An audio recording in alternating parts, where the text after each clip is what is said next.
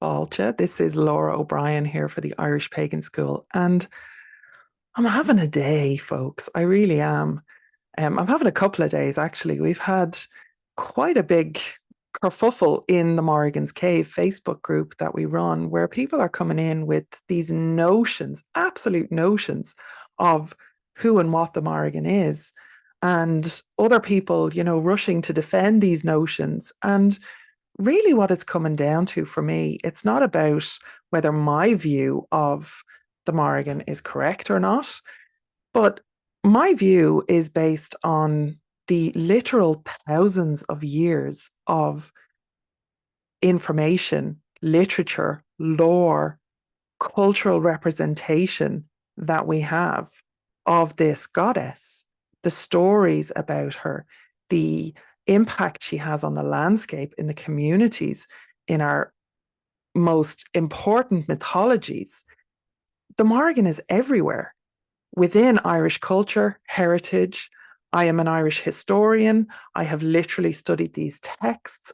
I've just studied how the mythology and the stories have had an impact on the development of Irish identity. This is so important and so fundamental to us as Irish people. And then we have people coming in from outside the culture who are saying that's not what the Morrigan is. The Morrigan to me is something completely different. And that just happens to either put themselves as the hero in the story or the chosen one, or is exactly what they need for their fantasies to, be taken care of and looked after, and again, to be the special chosen one.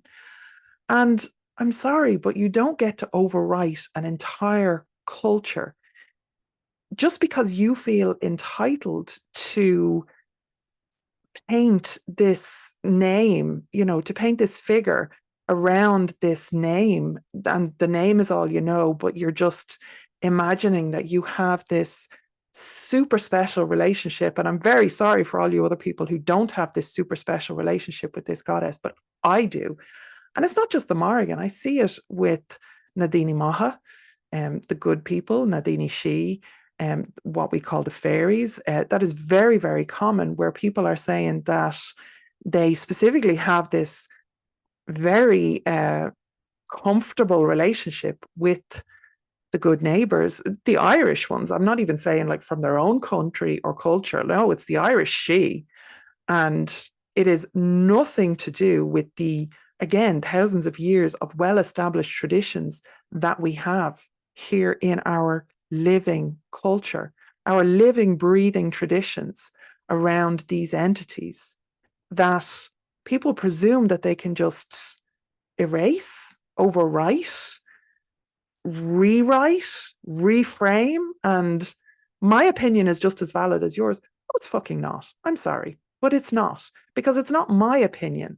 I'm expressing what is known in our culture, in our traditions, in our historical documents, in our living landscape, the Dinhenicus, the lore of place that is such an integral part of Irish culture, history, heritage, people, community.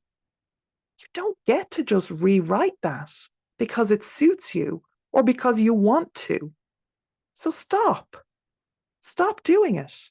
If you want to know the Morrigan, if you want to know the She, you read their stories, you read the lore, you read the literature, you forget what you're reading in some random Angel Fire website article from 1990. All right, forget about it. What you need to do is go back to the documents of the people.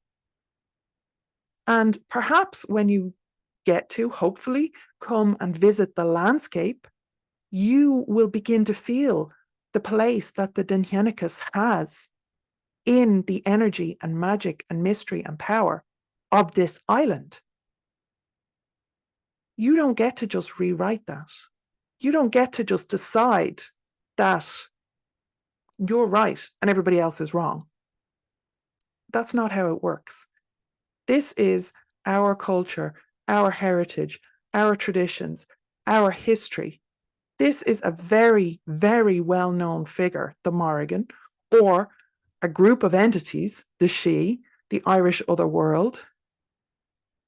These are things that you don't just get to overwrite and take from us. And that's it for today. Slán go fóill.